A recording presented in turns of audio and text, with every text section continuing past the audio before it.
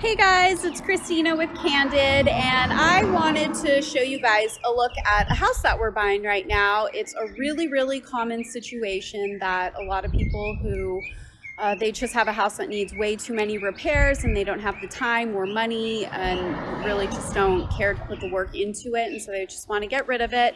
It's a really common situation that we deal with. I'll show you that I'm in front of right now.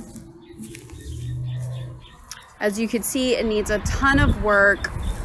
Not all the houses that we buy need this much work. This one's a special case of extra lot of work, but that's no problem. We're buying it as is so that the sellers don't have to fix anything. They live way across town, so it's just a huge inconvenience for them to get over here, and their funds are tight, so they just needed a quick way to sell and get their money out of the house. So that's exactly what we're going to be doing for them.